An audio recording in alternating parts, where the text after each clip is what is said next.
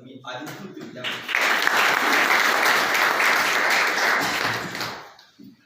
एकतेची आरोळी ह्या कविता संग्रहाबद्दल बोलण्यापूर्वी कविता या साहित्य प्रकाराबद्दल मला थोडंसं बोललं पाहिजे. भाषेची काही खास वैशिष्ट्ये असतात, उपयुक्तता असते, गरजा असतात. त्या पद्धतीनं भाषेच्या त्या क्षमता आपण वापरत असतो.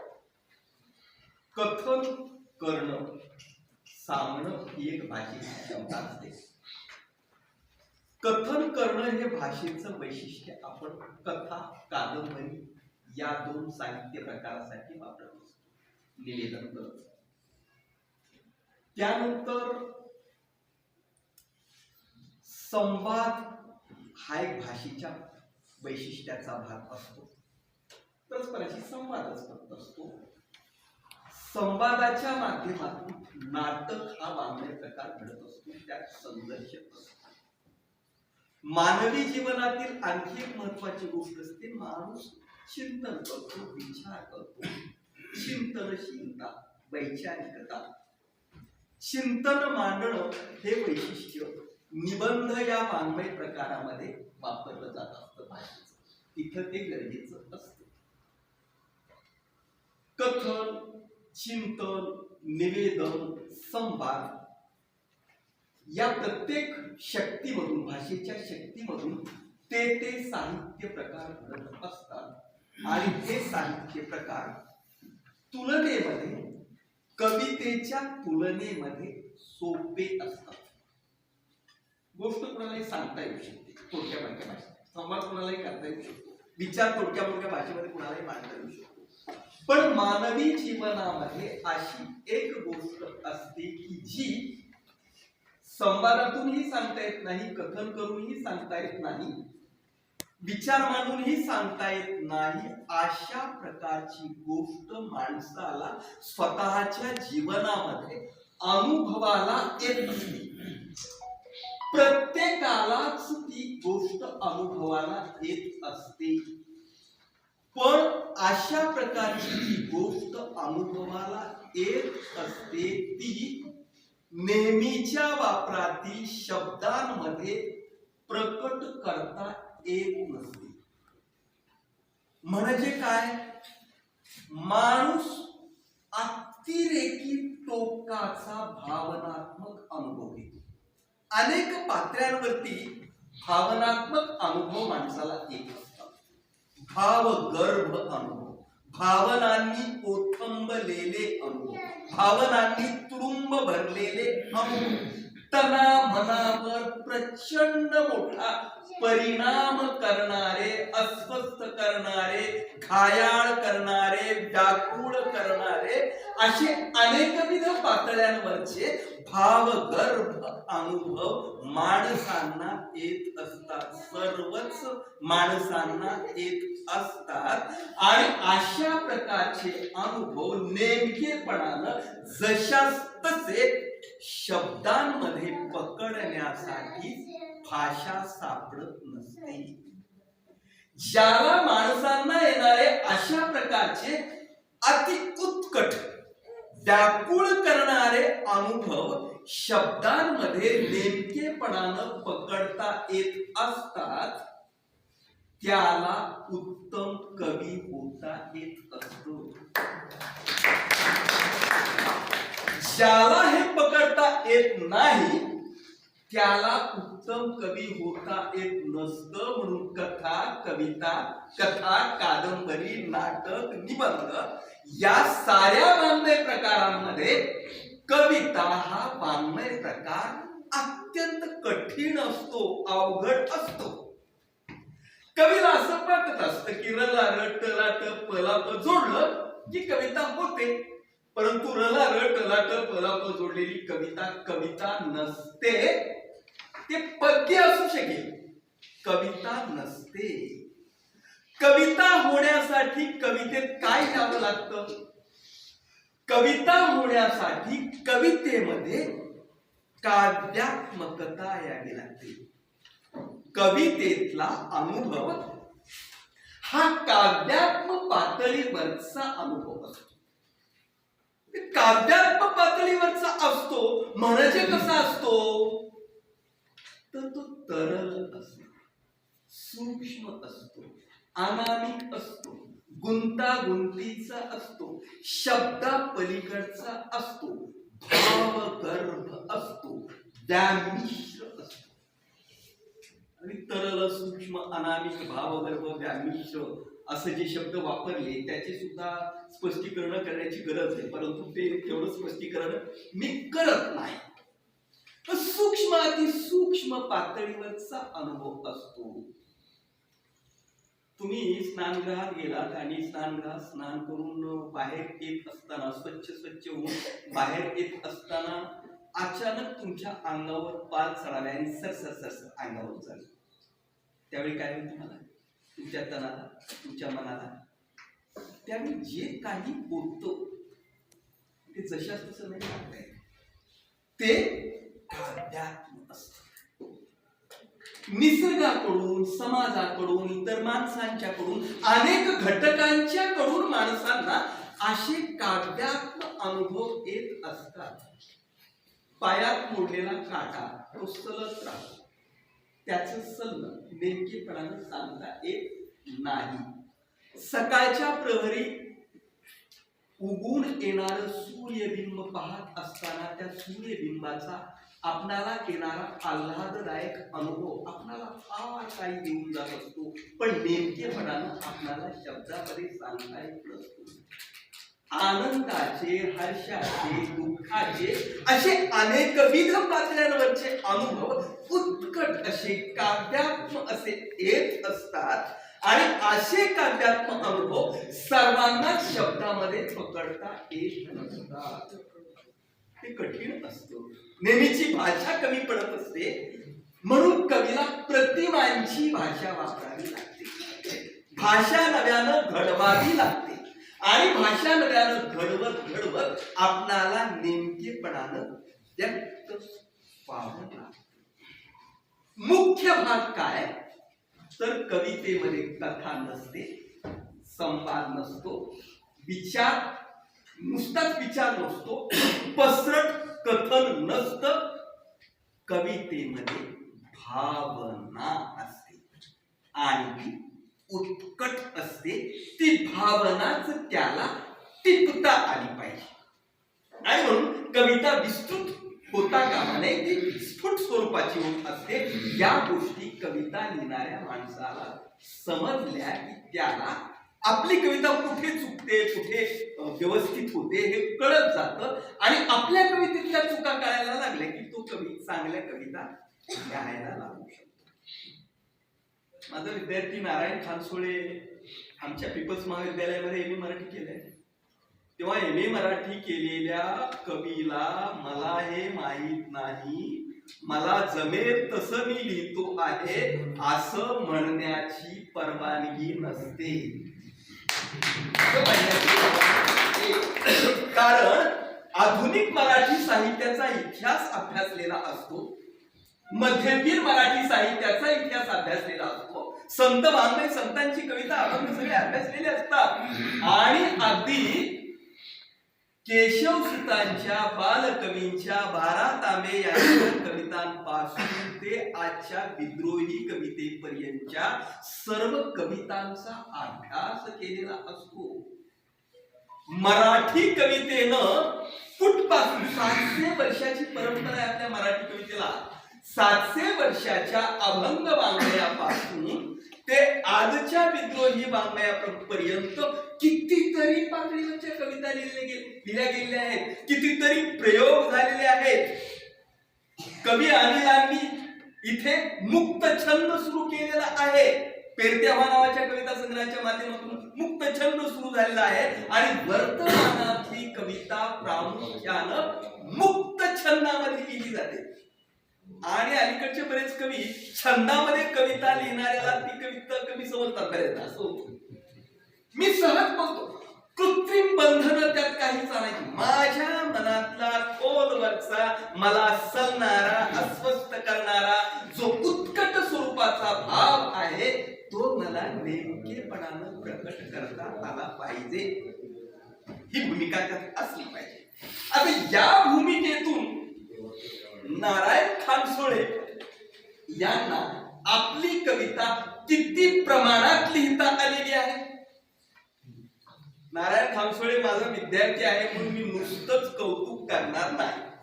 मी माझ्या कुठल्याच विद्यार्थ्याचं नुसतंच कौतुक करत नाही. पीएचचे विद्यार्थी असो, एमपीचे विद्यार्थी असो, भीमराव इथं बसलेले आहेत, ते वेंकटी पावडे येऊन गेले. नुसतंच कौतुक केलं तर आपला विद्यार्थी कच्चा राहण्याची शक्यता असते. पण त्याला एकदम पोसळून टाकायचं, त्याला ढिसमूड करून टाकायचं, अशा पद्धतीची ही कठोर चिकित्सा नाही करायची. त्याच्या व्यक्तिमत्वामध्ये काय सामर्थ्य आहे आणि त्याच्या व्यक्तिमत्वामध्ये कोणत्या उणिवा आहेत, या सगळ्यांचा ताळेबंद विद्यार्थ्याच्या समोर ठेवला तर त्याच्या विकासाची वाटचाल व्यवस्थितपणानं पुढे जात असते. त्याच पद्धतीनं जाहीरपणानं बोलताना देखील नारायणच्या या कवितेतील सामर्थ्य स्थळ काय आहेत आणि मर्यादा काय आहेत ही मांडणार आहे. आणि जिथे अशी मोकळी चर्चा होते तिथे विकास असतो, तिथे प्रगती असते. आणि अशा प्रकारची प्रगती आपणाला साहित्याच्या क्षेत्रामध्ये, समाजाच्या क्षेत्रामध्ये झाली पाहिजे, अशी भूमिका आपण घेऊन पुढे गेलं पाहिजे. नारायण खानसोळे मी मनाला लिहितो, याचं उचलत नाही त्याचं उचलत नाही असं मनोगत व्यक्त करताना म्हणाले, पण तसं नाहीये. नारायण खानसोळे कविता वाचलेली आहे, अभंग वाचलेले आहेत, बालकवीची कविता वाचलेली आहे, केशवस्तांची कविता वाचलेली आहे, अभ्यासक्रमाच्या निमित्तानं का होईना कविता वाचलेली आहे. मराठी कवितेची एक पार्श्वभूमी नारायण खानसोळेंना आहे आणि त्या पार्श्वभूमीचा या कवीच्या मनावर एक प्रभाव आहे आणि तो प्रभाव घेऊन हा कवी लिहितो. कुणाचा प्रभाव आहे?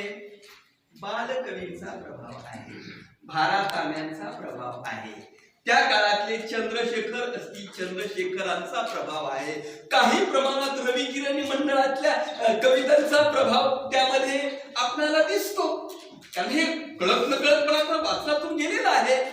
आणि 150 वर्षापूर्वी जशी कविता लिहिली तशीच कविता आजही आपण लिहित असू तर त्या कवितेच्या मर्यादा आहेत हे कवीला कळलं पाहिजे. आपण कविता लिहित असताना आजवर कवितेच्या क्षेत्रामध्ये काय झालेलं आहे याची एक खूणघाट मनामध्ये कवीच्या असली पाहिजे, जर आपणाला उत्तम दर्जाची कविता लिहायची असेल तर. पण मी असं मानणार, पद्यामध्ये लिहिणे हा काय गुन्हा नाही. अनेक जण गुन्हाच आहे की काय जण असं म्हणायला, लयबद्ध लिहिणे हा गुन्हा नाही. मुक्त छंदाच्या काळातही लयबद्ध लिहिणे हा गुन्हा नाही, तर लयबद्ध कविता लिहिली पाहिजे या मताचा मी आहे. आणि मी जी काही कविता स्वतः लिहितो ती सुद्धा माझी कविता सुद्धा लयीतच येते. कारण माझ्याही लेखनावर संत तुकोबांच्या अभंगांचा प्रभाव आहे, संतांच्या अभंगांचा प्रभाव आहे. अभंग छंदातून सहजपणाने येतं, व्यक्त होता येतं. पद्यामध्ये लिहिणे हा गुन्हा नाही, परंतु आपलं पद्य, आपली लयबद्ध कविता काव्यात्म झाली पाहिजे, उत्कट झाली पाहिजे, सूचक झाली पाहिजे, हे कवीला कळलं पाहिजे. अजून नारायण खानसोळे या कवीला हे जेवढ्या प्रमाणात कळायला हवं तेवढ्या प्रमाणात कळत नाही. ते कळलं असतं तर या कवितेला ज्या काही मर्यादा पडलेल्या आहेत त्या मर्यादा पडल्या नसत्या. हे कवी स्वीकारून पुढची उत्तम अशा प्रकारची वाटचाल करणार आहे. कवीचं सामर्थ्य स्थळ काय आहे? या कवीचं सामर्थ्य स्थळ हे आहे की कवीचं मन अत्यंत संवेदनशील आहे. पहिली अट हीच असते, जो संवेदनशील असतो तोच उत्तम कवी होत असतो. सभोवताली घडणाऱ्या कोणत्याही ज्या घटना घडामोडी आहेत त्या घटना घडामोडींचा कवीच्या मनावर तीव्र असा परिणाम झाला पाहिजे. तो तीव्र असा परिणाम नारायण खानसोळेच्या मनावरती होतो ही जमेची बाजू आहे. मग ती घटना निसर्गामध्ये होणारी असू देत, शेतकऱ्याच्या संदर्भात होणारी असू देत, स्वतःच्या कुटुंबात होणारी असू देत, राजकारणात होणारी असू देत, प्रत्येक घटनेचा नारायण खानसोळे या कवी मनावर तीव्र असा परिणाम होतो आणि तो परिणाम झाल्यामुळेच त्या घटनेबद्दल त्याला प्रतिक्रिया व्यक्त करावीशी वाटते. ती प्रतिक्रिया म्हणजेच एकतेची आरोळी या कविता संग्रहातील नारायण कविता आहे. बोलता नारायण सुर्वे म्हणत, नारायण आणि नारायण सुर्वे. नारायण सुर्वे किती मोठा कवी आहे मराठीतला, आणि नारायण हे नाव धारण करणारा हा आमचा कवी आहे. त्यामुळं त्या पद्धतीची कविता पुढच्या काळामध्ये आमचा हा नारायण लिहू शकेल का? त्याचं उत्तर मी देतो, लिहू शकेल, नक्कीच लिहू शकेल. त्यासाठी कवितेकडं जमेल तसं करतो असं नाही, गंभीरपणानं या नारायणाला कवितेकडं पाहावं लागेल. त्या नारायणाच्या कवितेसारखी उत्कृष्ट कविता त्याला नक्कीच लिहिता येऊ शकेल, हे मी इथं स्पष्टपणानं सांगतो. कोणकोणत्या काव्य जाणीव आहेत? कोणकोणत्या काव्य जाणीव आहेत? तर या कविता संग्रहाला एकतेची आरोळी असं नाव दिलेलं असलं तरी या कविता संग्रहातल्या साऱ्या कविता केवळ सामाजिक जाणीवेच्या नाहीयेत. तर या कविता संग्रहामध्ये निसर्ग जाणीवेच्या कविता आहेत, कौटुंबिक जाणीवेच्या कविता आहेत, शेतकऱ्याचं दुःख आहे, निसर्गाची अनेकविध रूप आहेत. कुणाला निसर्ग बुरळ घालतो? सर्वांनाच निसर्ग बुरळ घालतो. तसा या कवीलाही बुरळ घालतो आणि आजही निसर्ग कविता लिहिली पाहिजे याच मताचा. आणि कवीला खेड आवडतं, कवीला रान आवडतं, कवीला झुंजणारे झरे आवडतात आणि म्हणून रानातली हिरवाई त्याला आवडते. मृगाचा चाललेला उत्सव त्याला कविताबद्ध करावा वाटतो.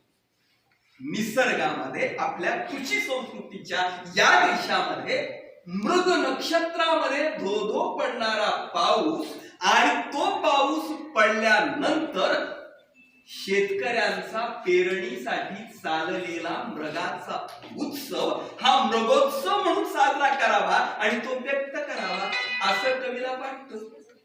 आणि मृगाचा पाऊस पडल्यानंतर शेतकऱ्यांची पेरणीसाठीची जी लगबग सुरू होते ती तो काव्यबद्ध करण्याचा प्रयत्न करतो. त्यामध्ये एक उत्कटता नक्कीच आली आहे.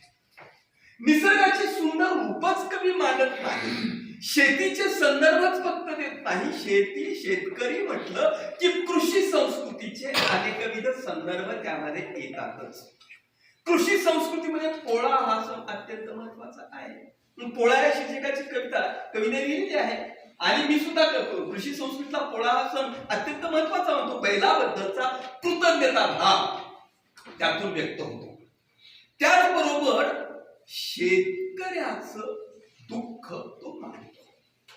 मराठीमध्ये प्रचंड मोठी ग्रामीण कविता येऊन शेतकऱ्याचं दुःख मराठी कवितेमध्ये मांडलं गेलेलं आहे.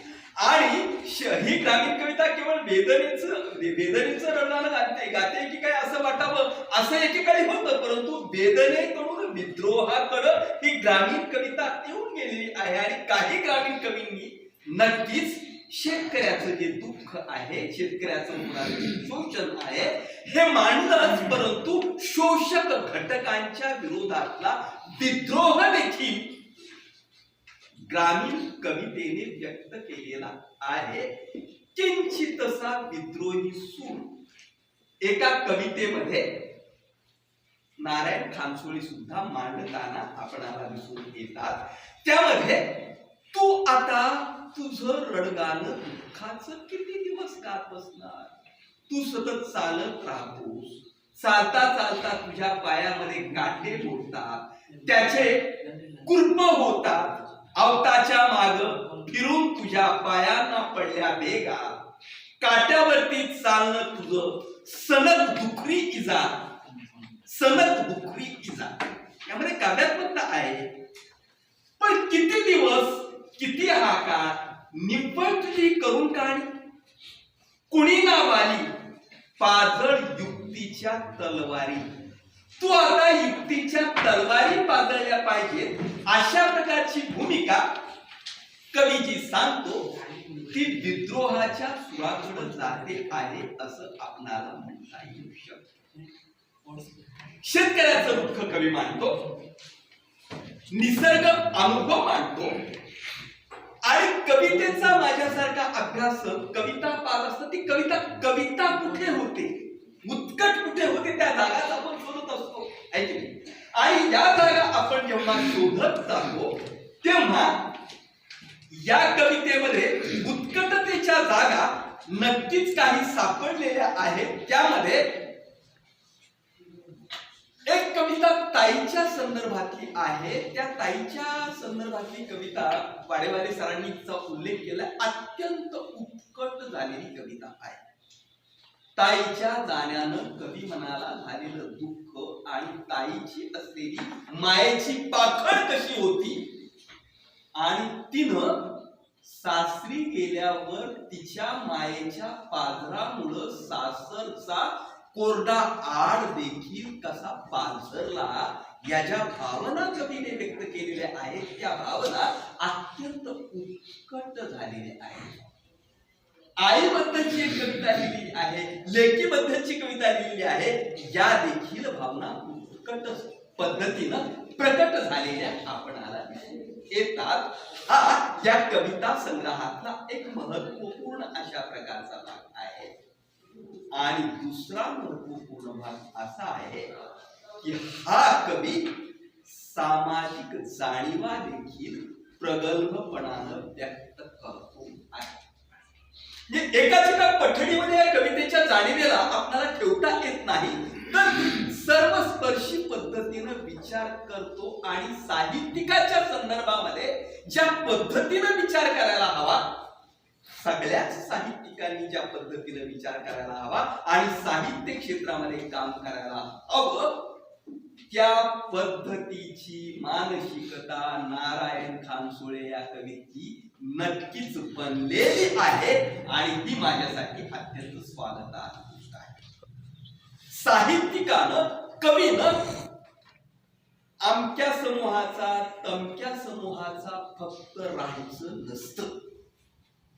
त्याच्या मनातली जात, त्याच्या मनातला धर्म, त्याच्या मनातली संकुचितता हे सारं त्यानं विसर्जित करायचं असतं. आणि साहित्यिकानं कुठल्या गटाचा नव्हे तर माणसाचा साहित्य व्हायचं असतं, माणसाचा साहित्य.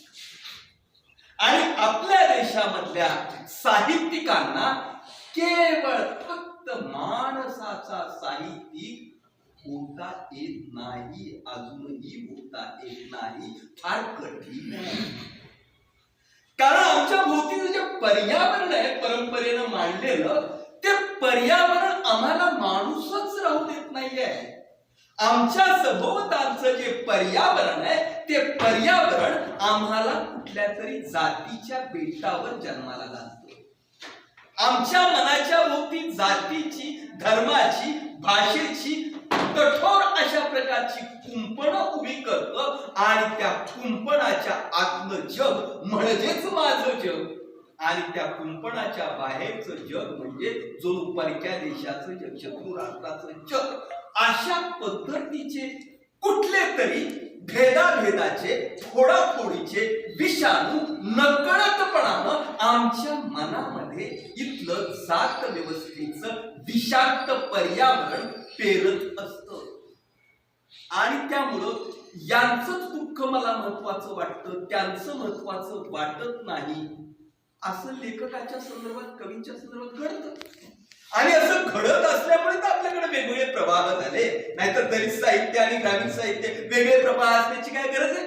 ग्रामीण भागात दलित राहत नाही का? ग्रामीण भाग म्हणजे काय? केवळ शेतकरी असतो काय? ग्रामीण सगळे खेड्यातले सगळे म्हणजे खेड, बरोबर आहे की नाही? पण ग्रामीण साहित्य म्हणून जे आलं ते काय आलं? ग्रामीण साहित्य म्हणून आलं ते शेतकऱ्याचं बुक. तिथं शेतकरी कसं? तिथं लोहार आहे, तिथं सुतार आहे, तिथं कुंभार आहे, तिथं चांभार आहे, तिथं कोळी आहे, तिथे पुरवाड जमीचा महार आहे, मांग आहे, किती माणसं. ही सगळी मिळून ग्रामीण आहे ना. आणि शेती संस्कृतीसाठीच हे सगळे काम करतात ना. पण हे सगळ्यांचं आलं का जेवढ्या प्रमाणात यायला हवं तेवढ्या प्रमाणात? नाही आलं. कारण आम्ही त्या कुंपणामध्ये बंदिस्त राहून त्या कक्षेच्या आतलाच विचार करतो. आणि त्यामुळं आमच्या भारतातल्या साहित्यिकांना समग्र माणसांचा साहित्यिक होता येत नाही, भारताचा साहित्यिक होता येत नाही.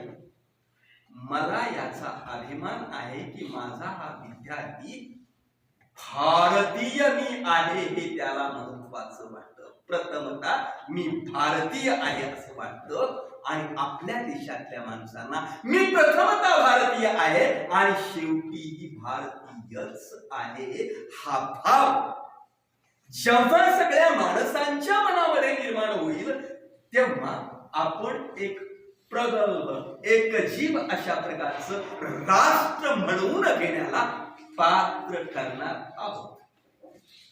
आम्ही आमच्या पीपल्स कॉलेजच्या माध्यमातून जी काही संस्कार यंत्रणा राबवतो त्या संस्कार यंत्रणेचं गोड फलित म्हणजे आमचा नारायण खानसोळे आहे असं मला वाटतं. आणि नारायण खानसोळे शेतकऱ्यावर जशी कविता लिहितो तशी लालबहादूर शास्त्रींवर ही कविता त्याला लिहावीशी वाटते, गांधीजींबद्दल कविता लिहावी वाटते आणि भारताच्या संविधानाबद्दलही त्याला कविता लिहावीशी वाटते. संविधान हा माझा श्वास आहे असं वाटतं. इथेच शिक्षक म्हणून मी जिंकलो असं मला वाटतं. हे फलित आहे. आम्ही शिक्षक म्हणून जे काही पेरण्याचा प्रयत्न करतो ते कुठेतरी का होईना उगवत आहे. आणि हे उगवलेलं दिसलं की मनाला वाटणार, शिक्षकाच्या मनाला वाटणारा तो आनंद असतो, तो आनंद फार मोठा आहे. आणि नारायण खानसोळे हा कवी हा आनंद मला देऊन गेलेला आहे. याबद्दल मला फार कृतज्ञ वाटतं आणि मला त्याच्याबद्दल अभिमान देखील वाटतो. भारतीय संस्कृतीला समग्रपणानं समजून घेण्याची एक मानसिकता आपल्यामध्ये निर्माण होणं गरजेचं आहे. संस्कार यंत्रणा आपण कशी राबवतो यावरून ते ठरत असतं. भारतीय संस्कृतीला समग्रपणानं समजून घेण्याची संस्कार यंत्रणा जर झाली, राबवली गेली तर माणूस तशा दिशेने घडत असतो. नारायण खानसोळेवर कळत नकळतपणाने ही संस्कार यंत्रणा पीपल्स कॉलेजच्या परिसरामध्ये घडलेली आहे. त्यात माझाही थोडासा वाटा असेल किंवा प्रबोधनचा थोडासा वाटा असेल, पण त्या पर्यावरणामध्ये ही संस्कार यंत्रणा घडलेली आहे. आणि म्हणून नारायणच्या मनाभोवतीची जातीची, धर्माची, भाषेची, संकुचिततेची सगळी कुंपणं उखडून गेलेली आहे आणि त्याला माणूस होता आलेला आहे. म्हणून नारायण खानसोळेला युक्रेन आणि रशियाचं युद्ध सुरू असताना जिकडं बघावं तिकडं युद्ध युद्ध, वाचलाय की नाही कुणी बुद्ध असा प्रश्न नारायण खानसोळेला पडतो. आपण नेहमीच म्हणत असतो आम्हाला युद्ध. आणि बुद्ध ही भारतानं जगाला दिलेली देणगी आहे. भारताच्या संस्कृतीतलं सर्वोच्च अशा प्रकारचं प्रगल्भ अशा प्रकारचं ते लोक आहे. आणि त्याचाही परिचय नारायण खानसोळेला झालेला आहे. आणि बुद्धाचं प्रात्यक्षिक विपश्यना, या विपश्यनेचा देखील नारायण खानसोळेला परिचय झालेला असल्यामुळं तो उत्तम दर्जाची कविता लिहिण्याच्या क्षमतेमध्ये आलेला आहे असं मला या संदर्भामध्ये म्हणावं लागेल. आपल्या देशाची एक राष्ट्र म्हणून 1950 पासून जी वाटचाल सुरू आहे, या 1950 पासूनच्या वाटचालीमध्ये कोणत्या स्वरूपाचा ध्येयवाद आहे आमचा? आम्हा भारतीयांचा ध्येयवाद काय आहे? आमच्या राष्ट्र बनण्याच्या आड येणारे जे जे घटक आहेत ते ते घटक निष्प्रभ होऊन आम्हाला एका भारताचे एकजीव नागरिक म्हणून बनवण्यासाठी आणि या देशाला प्रगत बनवण्यासाठी जे संकल्प आम्ही 1950 ला केलेले आहेत, आम्ही भारताचे लोक भारताचे सार्वभौम समाजवादी गणराज्य घडवू इच्छितो। या देशातल्या प्रत्येकाला स्वातंत्र्य, समता, बंधुता, न्यायानं बागू इच्छितो आणि या देशामध्ये सामाजिक, आर्थिक, राजकीय समता प्रस्थापित करू इच्छितो, बंधुत्व प्रवर्धित करू इच्छितो। अशा प्रकारचं जे स्वप्न पाहिलेलं आहे ते स्वप्न साकार करण्याच्या दिशेनं आम्ही ज्या भक्कम पद्धतीनं पावलं टाकायला हवी, ती भक्कम पावलं टाकताना अनेक अडथळे येत आहेत आणि अडथळे येत आहेत। वर्तमानात तर असे अडथळे फार येत आहेत। आरोळी, आरोळी या शब्दाचा अर्थ तुम्हाला माहित असेल।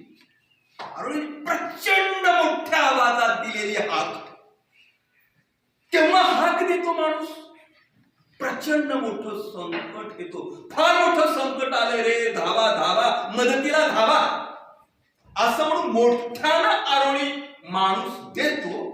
शीर्षक काही साधं सुद्धा नाहीये। एकतेची आरोही हे शीर्षक कवितेला कविता संग्रहात दिले, ते साधं शीर्षक नाहीये, ते अत्यंत महत्वाचं आहे। वर्तमान कालखंडामध्ये जातीच्या, धर्माच्या नावाखाली माणसाला माणसापासून तोडण्याची जी प्रवृत्ती आज मोठ्या प्रमाणात वाढलेली आहे, अशा प्रवृत्तीच्या काळामध्ये देशाची एकजीवता बिघडते की काय, अशी स्थिती निर्माण झाल्याच्या काळामध्ये नारायण खानसोळे सारखा एखादा कवी एकतेसाठी आरोळी फोडू इच्छितो, हीच अत्यंत आशादायक अशा प्रकारची गोष्ट आहे। अशा प्रकारची ही एकतेची आरोळी वारंवार गावागावामध्ये, प्रत्येक प्रांतामध्ये आपणाला द्यावी लागणार आहे आणि आपणाला माणूस म्हणून, भारतीय म्हणून एक व्हावं लागणार आहे। हाच भाव हा कवी व्यक्त करतो, त्याच्या मनातले भाव इथून पुढच्या काळात त्याला अधिक काव्यात्मक पद्धतीने व्यक्त करता यावे अशी सदिच्छा व्यक्त करतो। थांबतो। धन्यवाद। जय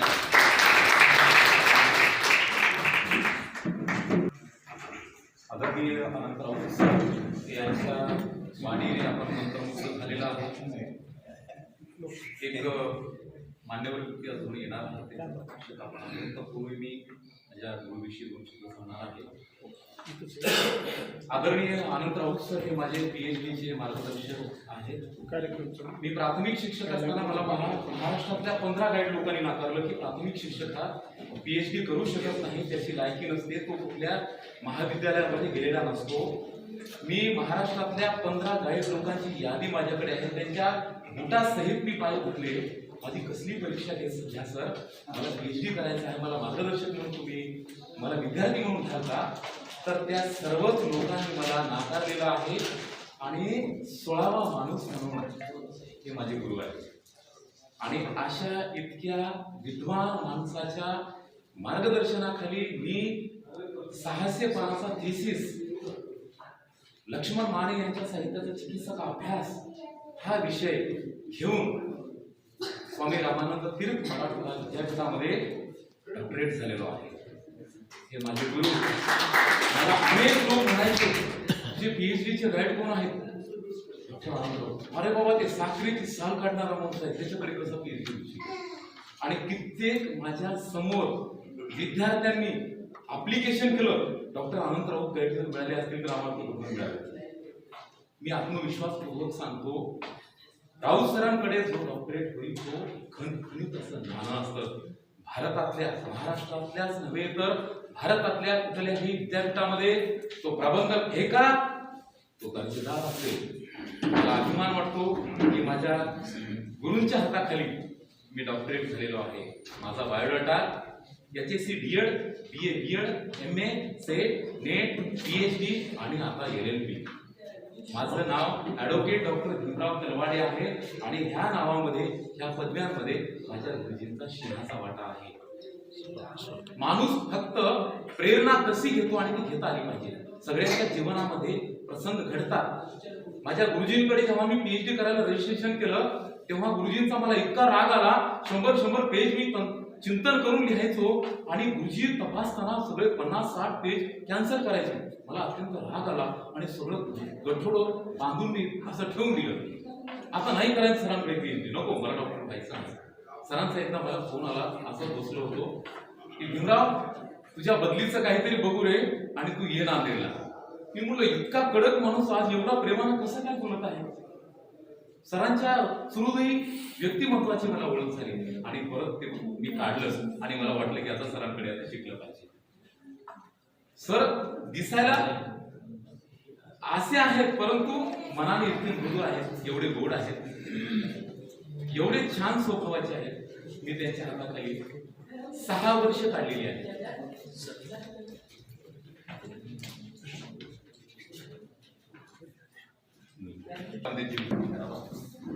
आज धरून आलेले आहे.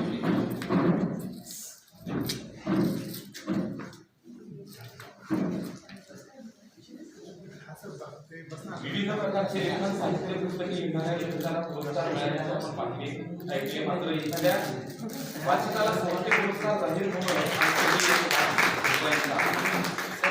असे मराठी साहित्य जगत्रात कदाचित पहिल्यांदाच घडत असावे. बुलढाणा जिल्ह्यातील लोणार तालुक्याच्या सुलतानपूर येथील मोईन हारून काबरा हे आपल्याकडे उपस्थित झालेले आहेत. त्यांचा परिचय नारायण खानसोळे देखील असेल.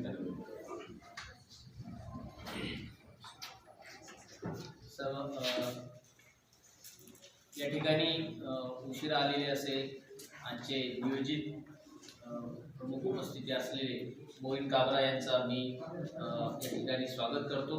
आणि कार्यक्रम आपला संपायला चालले आहे कारण त्यांना गाडी काहीतरी म्हणजे प्रवासामध्ये त्रास झाला, गाडी थांबली त्या ठिकाणी, त्याच्यामुळे ते लेट झाले. परंतु कार्यक्रम संपण्याच्या पूर्वी आले, त्याच्यामुळे मला आनंद झालेला आहे. मी काबरा यांचा थोडक्यामध्ये परिचय देतो. या ठिकाणी हा जरी उंचीने खूप असा मोठा व्यक्ती दिसला तरी त्याचं वय फार छोटा आहे. राऊतचं तो 27-28 वर्षाचा आहे, परंतु 24 वर्षाचा सॉरी. परंतु याचं जे काम आहे तो स्वतःला ह्युमॅनिस्ट लावतो पुढे. आणि ओळख मला अशी झाली की फेसबुकवरून ओळख झाली. आणि जेव्हा नांदेडला पहिल्यांदा आला, माझा योगायोग असा झाला की मी पहिल्यांदा जेव्हा नांदेडला तो आला त्यावेळेला मी फोन केला की तो माझ्या घरी आला, त्यावेळेला चांगला परिचय झाला. आणि हा प्रकाशनाचा जेव्हा माझ्या डोक्यामध्ये विचार आला त्यावेळेला पहिलं जे नाव आलं सरांचं आलं आणि दुसरं म्हणजे वाचक म्हणून जे आहे ते मला मोहीनचं आलं. कारण त्याचं काम असं आहे की हे लोणारला एक लायब्ररी ग्रंथालय चालवतात आणि त्याच्यामध्ये त्यांच्या खूप पुस्तकं आहेत. विशेष ओळख अशी आहे की त्यांनी 21 वर्षामध्ये, वयाच्या 21 वर्षामध्ये आणि मागील 4-5 वर्षामध्ये जवळपास 560 पुस्तकं त्यावेळेला त्यांनी वाचलेली होते. अगदी मोठे पुस्तक, अशा कविता वगैरे ते तर वाचत नाहीत, अगदी मोठे मोठे पुस्तकं, जसं रावणसारखी शरद तांदळे सरांची कादंबरी असेल तर ती मोठी पुस्तकं वाचून शरद तांदळे फाउंडेशनने त्यांना महाराष्ट्रामध्ये असा पहिला प्रयोग कदाचित असेल तो की एका वाचकाला 1 लाख रुपयाचा पुरस्कार दिला गेला. अशा मोहीन काबरासाठी त्यांचं हे प्रेरणा जी आहे विद्यार्थ्यांसाठी खूप मोठी आहे. आज वाचनाची गरज आहे. तर वाचन, आपण लेखक लिहित असाल, कोणी वाचायलाच नसेल तर फार मोठी अडचण निर्माण आहे. म्हणून मला ते औचित्य साधून मी तो विचार केलेला होता आणि तो सफल झालेला आहे. या ठिकाणी राऊत सरांनी आपल्याला खूप जे काही मार्गदर्शन केलं आहे ते मी या ठिकाणी पुन्हा बोलायची संधी मिळाली म्हणून मी स्वीकारतो. सर, निश्चितच मी तलवाडे सरांसारखं जरी कितीही त्रास झाला तरीही तो तुमचा मार्ग नाही सोडणार आणि मी तुमचाच विद्यार्थी म्हणून पुढे काम करणार आहे अशी त्यांना आशा देतो. आणि मी मोहीन काबरा यांना विनंती करतो की त्यांनी जी काही वी रीड जी चळवळ आहे ती थोडक्यामध्ये आम्हाला सांगावं, कारण कार्यक्रम जवळपास संपायलाच आलेला आहे. मी काबरा यांना विनंती करतो की त्यांनी मार्गदर्शन करावं. सर आणि सर्वप्रथम तर शुभेच्छा तुम्हाला. म्हणजे मी माझं एक शॉर्टमध्ये हे करतो. मी मोहित काबरा आहे. बुलढाणा जिल्ह्यातील एक सुलतानपूर एक गाव आहे. तिथे मी माझे एक स्टडी पण करणं असं कन्सेप्ट आहे आणि मी विरीड नावाची एक सर्व्हर हे करतोय. आता जस्ट BBC मराठीने त्याची दखल घेतली. तुम्ही मोहित काबरा सर्च केलं BBC मराठीवर तर तुम्ही विस्तृत त्यामध्ये तुम्हाला डिटेल मिळेल त्याबद्दल. तर मी एक वाचन चढवलं आणि असं उद्देश की जी सध्या जगामध्ये जे द्वेष चालू आहे पसरवणं त्याच्यामध्ये ह्युमॅनिटी माणूस की संवेदना आपण म्हणतो ना संवेदना किंवा सेन्सिटिव्हिटी कशी वाचकामध्ये निर्माण होईल आणि तळागाळातील वाचक कशी निर्माण होतील नवी. कारण आजकाल आपण जेव्हा बघतो की पुस्तकाच्या डिजिटल युगामध्ये पुस्तकाचा साथ वाचक सोडत आहे आणि नवी पिढी फक्त इंस्टाग्राम असो यूट्यूब असो किंवा फेसबुक याच्यासारख्या माध्यमामध्ये अडकलेली आहे. त्यांना माहिती आणि ज्ञानामध्ये हे नसतं. तर माझा जो उद्देश होता की मी म्हणजे असं 7वीपासून अभ्यास म्हणजे वाचनाला सुरुवात केली. मी माझं आदर्श डॉक्टर बाबासाहेब आंबेडकरांना आणलं होतं. त्यांनी ज्या पद्धतीनं पुस्तकांना आपले मित्र बनवून एक त्यांचं एक वेगळं त्यांनी एक हे केलं होतं आणि पुस्तकामुळं त्यांचं एक मुळात म्हणू शकतो की आयुष्य बदललं. तर तसं मी पुस्तकाला जवळ केलं. आजूबाजूला मी एका बुद्ध वस्तीमध्ये राहतो. आजूबाजूला कोणी मार्गदर्शन करणार नव्हतं, गायडन्स वगैरे काय नव्हती. पुस्तकानंच मला आजपर्यंत मार्गदर्शन केलं आणि तिथून मी मग एक केलं की पुस्तकं वाचायचे आणि त्याच्याबद्दल माझे शॉर्टमध्ये जे अनुभव असतात ते पोस्ट करायचे. मी सोशल मीडिया मार्फत ते पोस्ट केले. तर आता मिनिमम मी 730 पुस्तकापर्यंत आतापर्यंत लिहिलेलं आहे म्हणजे ब्लॉगवर आणि याच्यावर. तर याची दखल 2022मध्येच शतांदाज राणी घेतली आणि त्यांनी पहिला असं स्वप्नील कोलते साहित्य पुरस्कार एक हे केला होता. तर आपल्या भारतभरामध्ये असा पहिला पुरस्कार होता की जे एका वाचकाला देण्यात आलाय. तर ते त्यांनी मला दिला होता की माझं फक्त वाचनावर प्रेम बघून. म्हणून मी तिथं थांबलो नाही. माझा उद्देश होता की माझं जसं आयुष्य पुस्तकं बदलू शकतात. पुस्तकं जसं मला एका आयुष्यामध्ये असं काही आयुष्यात त्यांनी जगाचे हे दिली. कारण एका छोट्या गोष्टीला माझा बघण्याचा दृष्टिकोन थोडा वेगळा पुस्तकामुळे झाला आहे.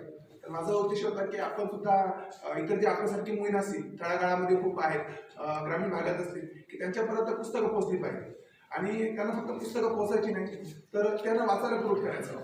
आणि एखाद्या सामान्य वाचकाला जे प्रश्न पडतात की म्हणजे अवांतर वाचन का गरजेचं आहे, अवांतर वाचन का करायला हवं, नेमकं वाचनाने नेमकं काय होतं.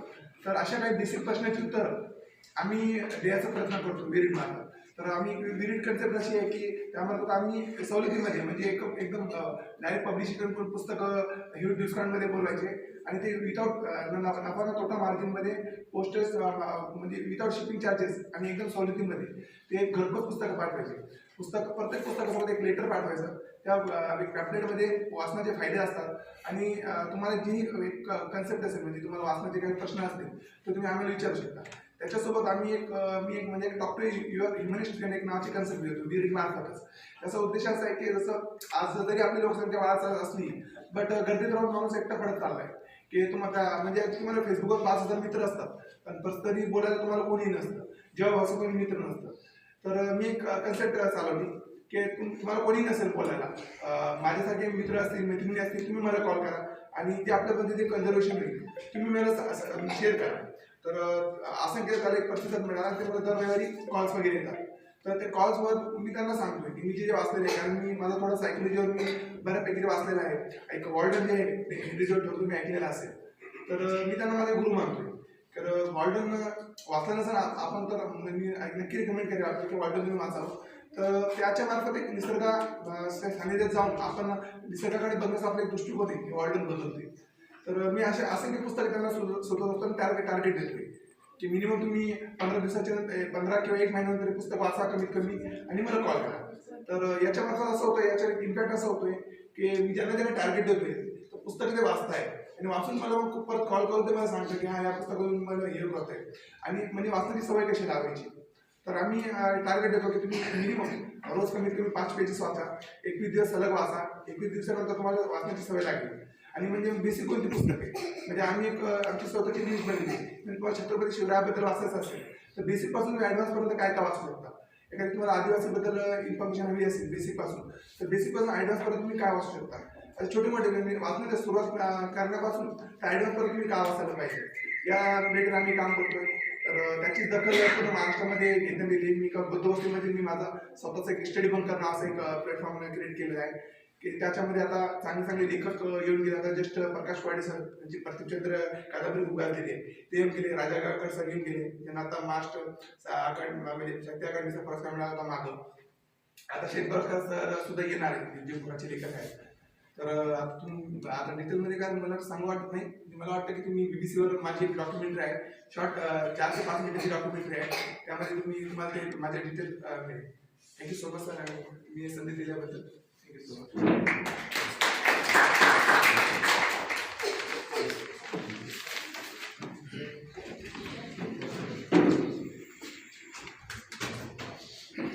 मोहीम काबरा हे आपल्यामध्ये उपस्थित झालेले आहेत आणि त्यांचा प्रवास, त्यांच्या एकूणच कार्याचा आढावा त्यांनी आपल्यासमोर मांडलेला आहे. त्यांच्या चळवळीला यश येऊ, पुढे वाचक निर्माण होऊन अशी मी मनोभावना व्यक्त करतो. यानंतर आपण वळूया अध्यक्ष समारोपाकडे.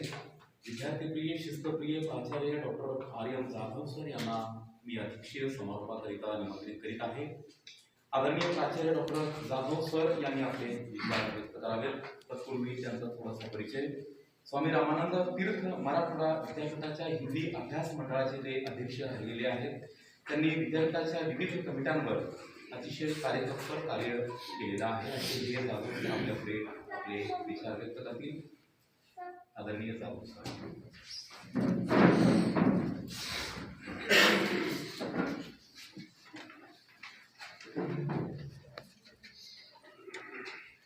एकतेची आरोळी या कविता संग्रहासाठी उपस्थित, या कार्यक्रमासाठी उपस्थित वक्त्यापैकी आमचे मित्र डॉक्टर अनंत राऊत सर,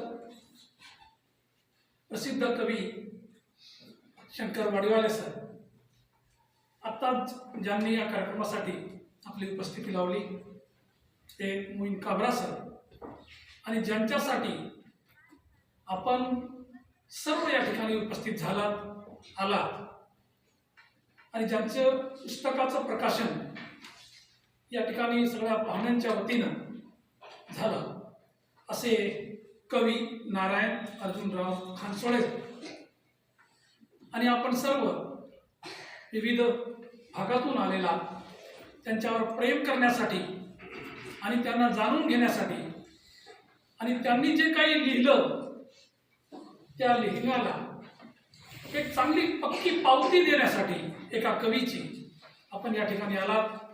आपण सर्व बंधू भगिनी, कार्यक्रमाला वेळ जरी खूप झालेला असेल तरी मला या ठिकाणी विशेष समाधान या गोष्टीचं वाटलं की आपला महाविद्यालयाचा मराठी विभागाचा विद्यार्थी आहे आणि त्यांनी या ठिकाणी शिकून काही काळ विनानुदानितवर काम करून काही काळानंतर सरकारी नोकरी त्यांनी धरली आणि त्यामध्ये ग्रामसेवक या पदावर ते काम करत आहेत याचा विशेष अभिमान आम्हाला झाला. आणि त्यांच्या कार्यक्रमाला आपण असलं पाहिजे असं मला राऊत सरांनी एक 4-8 दिवसापूर्वी सांगितलं की आपण या कार्यक्रमाला अध्यक्षस्थान भूषवावं. मी आपल्याला सांगू इच्छितो की मी सकाळी 9 वाजल्यापासून बाहेर पडलेलो आहे, अजून घरी गेलेलो नाही.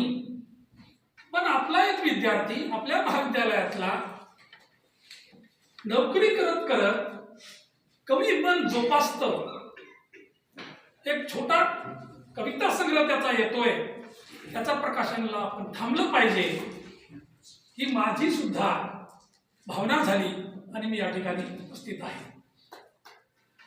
कवी आता राऊत सरांनी त्याबद्दल खूप विस्तारानं सांगितलेलं आहे, कारण ते मराठीचे गाढे अभ्यासक आहेत, समीक्षक आहेत आणि त्यांच्याबद्दल त्यांच्या विद्यार्थ्यांनी सांगितलेलं आपण सर्वांनी ऐकलेलं आहे. आणि मी पण, कारण ते 89ला आले, 90ला, आणि मी पण 91ला आलो, त्यांनाही मी खूप जवळून अभ्यास केलेला आहे. त्यांची जी कार्यपद्धती आहे, जी सचोटी आहे, ते त्यांच्या सगळ्या विद्यार्थ्यांना माहीत आहे. म्हणून त्यांनी जे काही आता त्याचे या ठिकाणी सूत्रसंचालन करणारे प्रोफेसर बोलले की त्यांच्याकडे गाईडशिप किंवा त्यांच्या मार्गदर्शनाखाली काम करावं असं वरवर तरी पाहत आपल्याला वाटत नाही, हे खरं आहे.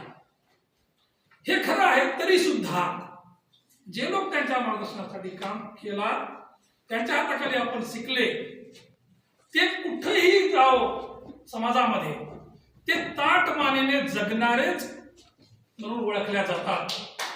याचं कारण असं आहे की त्यांनी जी काही शिकवण दिली, हे पीपल्स कॉलेज 1950ला स्थापन झालं. त्याच वेळी डॉक्टर बाबासाहेब आंबेडकरांनी मिलिंद कॉलेजची स्थापना केली. स्वामी रामानंद तीर्थांनी या ठिकाणी ही स्थापना केली. या मागचा उद्देश असा होता की तळागाळातल्या लोकांना शिक्षण मिळालं पाहिजे, गोरगरिबांना शिक्षण मिळालं पाहिजे, आणि त्यासाठी त्यांनी त्या काळामध्ये या शिक्षण संस्थेची उभारणी केली. आणि अशा महाविद्यालयामध्ये मग राऊत सर असतील, मी असेल, आम्हाला नोकरीची संधी मिळाली म्हणून आम्ही विद्यार्थ्यांवर खूप कष्ट केले. म्हणजे विद्यार्थ्यांना केवळ चार भिंतीच्या आतलं आम्ही शिक्षण दिलं नाही, तर त्यांना समाजामध्ये ताट मानेनं कसं जगता आलं पाहिजे याचं सुद्धा शिक्षण हे महाविद्यालय आणि हे विभाग नेहमी देत आलेला आहे. आणि त्यामधून हे विद्यार्थी घडत आहेत. कारण एकदा माणूस नोकरीला लागला तर तो फार काही करण्याच्या पलीकडे जात नाही. त्याला वाटतंय आता झालं सगळं, आपण शिक्षण खूप बिकट परिस्थितीमध्ये घेतलं, आता 4 पैसे मिळायला लागले, आता प्रपंच सुरू झाला, आपण आपल्या परिवाराकडे, आपल्या कुटुंबाकडेच लक्ष दिलं पाहिजे, आणि फार काही न करता आपण आपलं जीवन जगलं पाहिजे, अशा मानसिकतेचे लोक खूप आहेत. परंतु एवढं सगळं करत असताना, सरकारी नोकरी करत असताना, बदलीचं ठिकाण वारंवार बदल्या होणाऱ्या असताना सुद्धा त्यांनी किंचितही आपली संवेदनशीलता ढळू दिलेली नाही, याचाही मला सार्थ अभिमान त्या खानसोळे नावाच्या विद्यार्थ्याचा वाटतं. कारण असले विद्यार्थी आजच्या स्थितीमध्ये, वर्तमानामध्ये खूप काही मिळतील अशी आम्हाला सुद्धा आशा नाही. काळ खूप झपाट्याने बदलत आहे.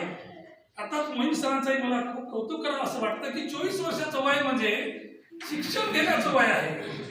त्या शिक्षण घेण्याच्या वयामध्ये त्यांनी एवढी पुस्तकं वाचली, जे आपल्या सर्वांसाठी खूप महत्वाचं आहे, आणि ते त्यासाठी काम करतात.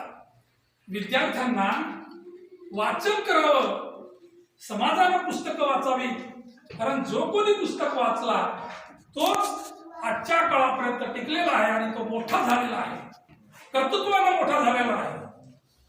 कारण जी माणसं जास्त पुस्तकं वाचली, आत्मसात केली, त्या पद्धतीनं त्यांनी जीवन जगलेलं आहे. डॉक्टर बाबासाहेब आंबेडकर असतील, नंतर सगळे आपण महात्मा ज्योतिबा फुले असतील, सावित्रीबाई फुलेमुळे आपण मुली सगळ्या शिकल्या.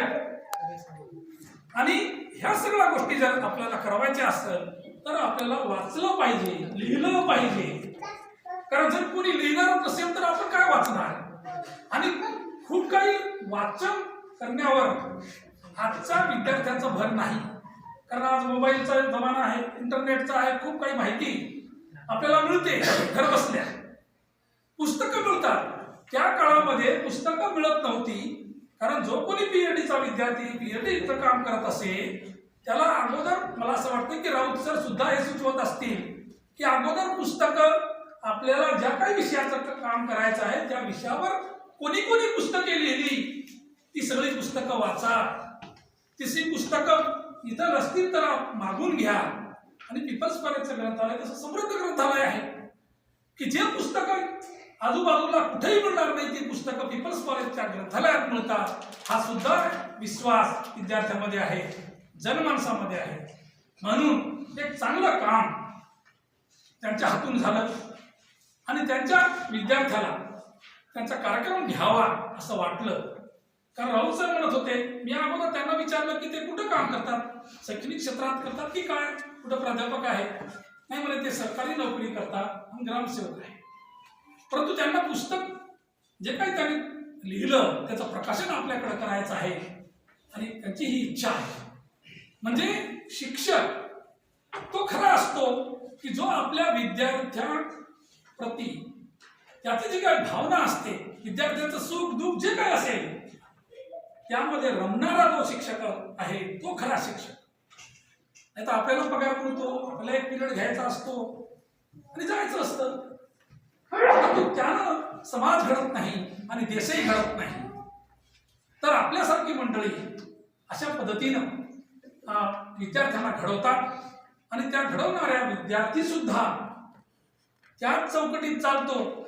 सुरुवातीला राऊत सरांनी असं सांगितलं की त्यांनी ज्या काही कविता लिहिल्या त्या कविता मला तरी वाटतंय की त्यांनी असं सांगितलं की मी परिपक्व कवी नाही किंवा लिहिण्याचा प्रयत्न करतो. कुठलाही माणूस सुरुवातीला प्रयत्न करतो, परंतु त्यांनी ती एक गोष्ट सांगितली की मी त्यांना लिहिण्यापासून वंचित करणार नाही. त्यांची जी काही आशा आहे, लिहिण्याबद्दल जी काही भावना आहे ती तसेच तेवत राहो यासाठी सुद्धा प्रयत्नशील ते आहेत हे सुद्धा त्यांनी मान्य केलं. आणि मला असं वाटलं की हंसराज सरांनी हे सांगितलं असावं की मी अजूनही काही परिपक्व कवी नाही, राऊत सरांच्या भीतीपोटी सांगितलं असावं असं मला वाटतं. परंतु त्यांनी जे काही लिहिलेल्या कविता आहेत त्या आपल्या सभोवतालच्या ज्या ज्या काही समस्या आहेत, ज्या समस्या त्यांना दिसल्या, आपणही बघतो आपल्या आजूबाजूला बरंच काही चाललेलं असतं, परंतु ते आपल्या लक्षात येत नाही. आपण तसे बारकाईने ते विचार करत नाही आणि त्यांना आपण शब्दबद्ध करत नाही विशेष म्हणजे. कारण कवी तोच असतो की ज्यामध्ये संवेदना असतात, भावना असतात. कवितेमध्ये काय आहे, एक भाषा आहे आणि कोणकोणती प्रतीक वापरली जातात, बिंब वापरले जातात आणि त्यामधून कविता तयार होते, छंद वापरले जातात. परंतु हे सगळं करत असताना आपल्याला सुद्धा तेवढंच संवेदनशील असावं लागतं. आणि ज्यामध्ये संवेदनशीलता असते तोच खरा कवी असतो. नाही तर प्रेमाच्या कविता लिहिणारे कवी होते. महाविद्यालय काळामध्ये विद्यार्थी कविता लिहितात, प्रेमाच्या कविता लिहितात, परंतु त्या कविता फार काळ आपल्याला समाधान देऊ शकत नाही. तर कविता ती असते जी आपल्या सभोवतालच्या दैनंदिन ज्या काही आपल्या गरजा असतात त्या गरजा आपण कशा भागवितो, त्यासाठी आपल्याला काय कष्ट करावे लागतात हे ज्या कवीला कळतं तोच कवी तशा पद्धतीच्या कविता लिहायला लागतो. आणि सरांनी सांगितलं तसं कविता लिहिणं इतकं सोपं नाही. एखादी कादंबरी आपण सहज लिहू शकतो, एखादा निबंध लिहू शकतो, एखादी कथा लिहू शकतो, कारण कथांमध्ये रोचकता असते आणि त्यामध्ये आपल्याला एक स्पेस असतो, काही गोष्टी आपण तिथं मांडत असतो. परंतु कविता ही कविता आतून यावी लागते, हृदयातून यावी लागते. आणि ज्यावेळेस हृदयाला कंपन होतं तितके ती संवेदनशील जो मन आहे तो मन ती कविता त्या पद्धतीनं शब्दबद्ध करत असतो. तर अशा कवी हा नारायण खानसोळे जरी सरकारी नोकरी करत असेल तरी खूप चांगल्या कविता त्यांच्या हातून पुढे येऊ असंच आम्हाला वारंवार प्रकाशनाचा योग त्यांच्या माध्यमातून मिळो. आणि ते काही जे लिहितात पुढे बी लिहितील, निर्भीड होऊन त्यांनी लिहावं. लोक काय म्हणतात, लोक घोड्यावरही बसू देत नाही, पायी चालू देत नाही, त्यांच्याकडे फारसं लक्ष न देता आपण आपलं जे काही काम आहे ते काम नेटाला पुढे न्यावं एवढीच मी या प्रसंगी त्यांच्याविषयी भावना व्यक्त करतो. आणि संयोजकानं मला या ठिकाणी बोलावलं, माझा यथोचित सन्मान केला, त्याबद्दल संयोजकाचेही आभार मानतो आणि थांबतो. जय हिंद, जय महाराष्ट्र.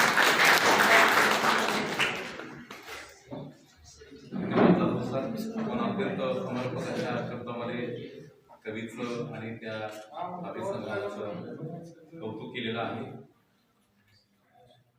राऊत सरांच्या बद्दलची एक विद्यार्थी म्हणून माझी तक्रार नेहमीच राहिलेली आहे की कधी कोणाचे कौतुक करत नाहीत विद्यार्थ्यांचं. हे खरं आहे सर, आणि कौतुक करत नाहीत म्हणून आम्ही जरी दुःखी होत असलो तरी, नाराज असलो तरी, आम्ही घडलो त्यांच्यामुळे हे आम्ही मान्य करतो. आणि एक चांगलं पीक ते देतात हे एक चांगलं उदाहरण आहे. आपण बोलूया यानंतरच्या आभार प्रदर्शनाच्या कार्यक्रमाकडे. आभार तुमचे मानावे तितके तुम्ही परके नाही, आठवणीतून भेटत राहू भेटतो तरी सारखे नाही. सुंदरशा या सोहळ्यासाठी नेहमीच आपण ऋणात राहू, सुंदरशा या सोहळ्यासाठी नेहमीच आपण ऋणात राहू. नाते हृदयी जपण्यासाठी एक दुसऱ्याच्या मनात राहू, साठी एक दुसऱ्याच्या मनात राहू. तत्पूर्वी नारायण खानसोळे सरांनी आईवरची एक कविता लिहिलेली आहे, मला ती थोडीशी वाचून दाखवायची आहे. मी तुम्हाला माफी मागून एक तुमचे 2 शब्द घेणार आहे. त्यांनी तूच आदर्श तूच परामर्श तूच हर्ष कळीत काळाचा, पाहून मूर्ती वायात स्फूर्ती आईची कीर्ती जगभर. आई कुंकर दुसऱ्या जखमी झोपडीचा धनी कुबेर, आईचं आपल्या अस्तित्वाचे कारण पाखरांसाठी जणू उपाशी सुगरण. ही जरी कविता नारायण खानसोळेंनी आपल्या आईला समर्पित केली असली तरी एका कवीच्या 2 ओळी मला ज्या खूप आवडलेल्या आहेत त्या थोडेसे मी तुम्हाला गाऊन दाखवतो.